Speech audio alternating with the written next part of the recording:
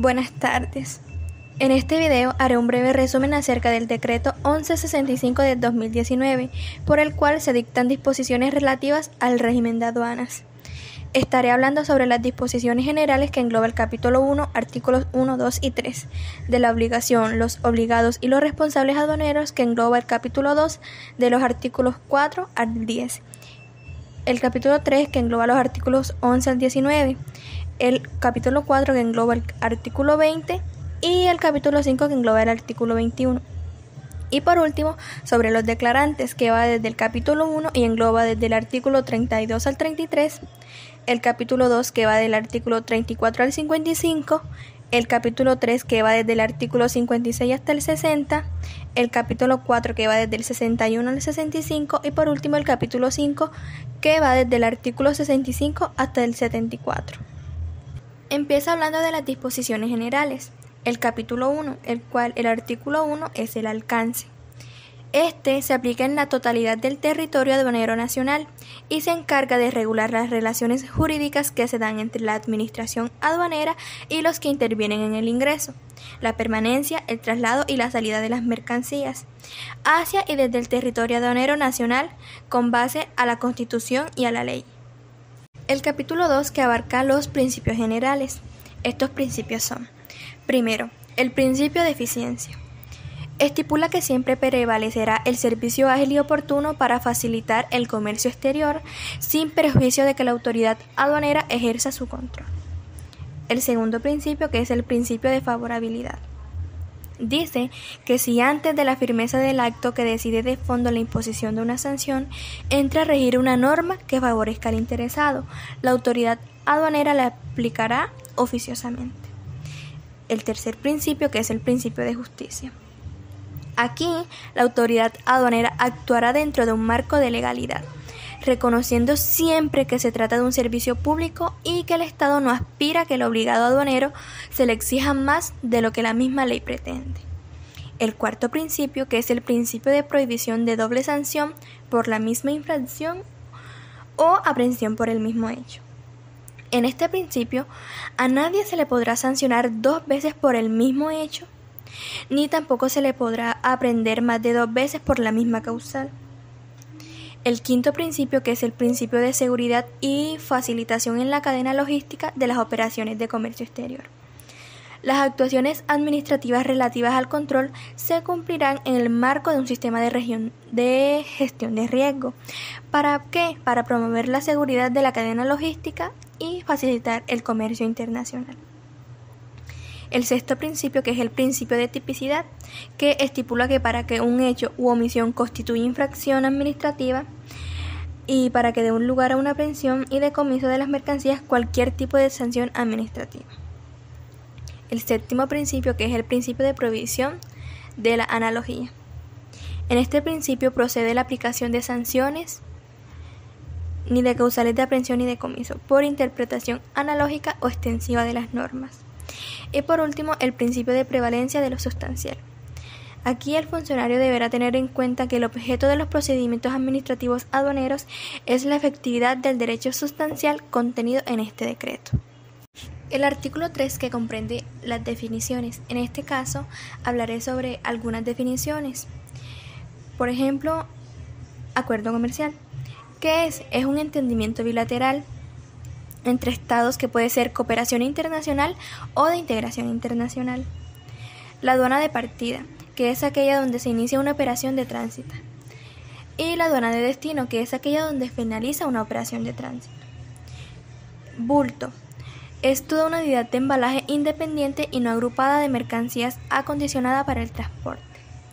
La carga, que es un conjunto de mercancías que son objeto de una operación de transporte, desde un puerto, aeropuerto, terminal, con destino a otro puerto, a otro aeropuerto, a otro terminal terrestre, etc. El contenedor, que es un cajón, donde están contenidas las mercancías para facilitar su transporte. Derechos de aduana, que son los derechos establecidos en el arancel de aduana, a los cuales se encuentran sometidas las mercancías tanto a la entrada como a la salida del territorio aduanero nacional. El equipaje, que son todos aquellos efectos personales y demás artículos contenidos en maletas, maletines, baúles, etc. Exportación, que es la salida de mercancías del territorio aduanero nacional con destino a otro país. Importación, que es la introducción de mercancías de procedencia extranjera al territorio nacional, cumpliendo con términos y condiciones presentes en este decreto. La mercancía, que son todos aquellos bienes susceptibles de ser clasificados en la nomenclatura arancelarias y sujetos a este control aduanero. El trámite aduanero, que son los pasos o las diligencias que se deben llevar a cabo para el asunto aduanero desde el inicio hasta su culminación. Los tributos aduaneros, que son los derechos de aduana y todos los otros derechos o impuestos en la importación o con motivo de la importación de mercancías. La unidad de carga, que el continente utilizado para el acondicionamiento de mercancías con el objeto de posibilitar o facilitar sus transportes.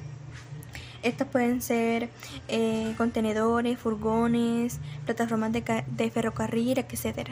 La obligación, los obligados y los responsables aduaneros, que engloba el capítulo 2, artículos del 4 al 10. En este caso solo mencionaré algunos artículos y sus generalidades.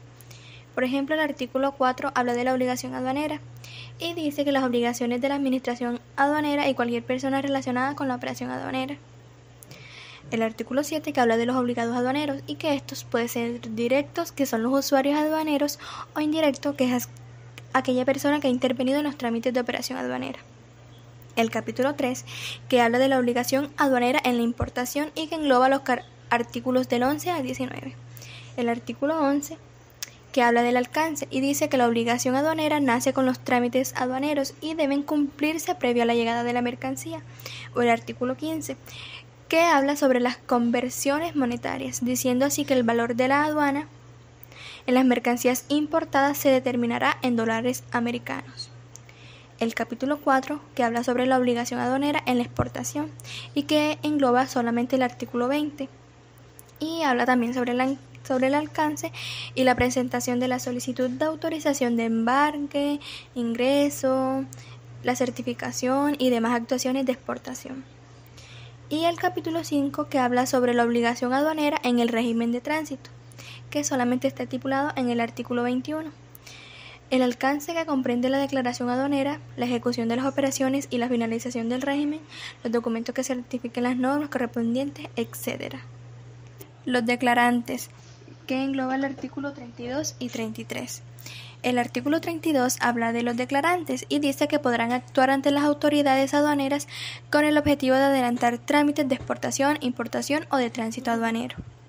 El artículo 33 y la actuación directa, y el exportador o importador podrá actuar directamente ante la administración aduanera y de cualquier operación aduanera de la que trate.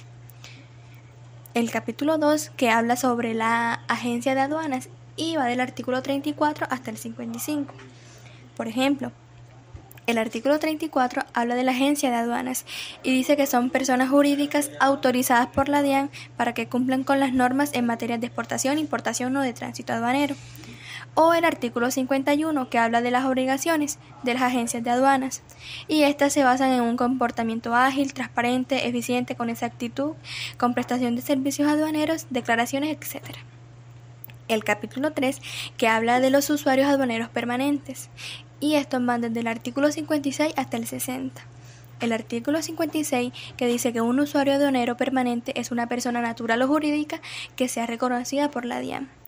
El artículo 58, que habla de las obligaciones de estos usuarios, entre las cuales están la presentación de declaraciones y documentos de regímenes de exportación, importación o de tránsito aduanero, contar con equipación, infraestructura de información, computación y telecomunicaciones.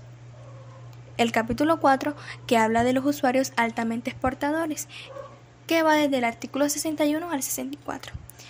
El artículo 61 dice que un usuario altamente exportador es una persona jurídica reconocida e inscrita ante la DIAN. El artículo 64, que habla de las obligaciones de estos, que son la liquidación de tributos aduaneros, la veracidad en datos y documentos para procesos de importación, exportación y de tránsito de mercancía.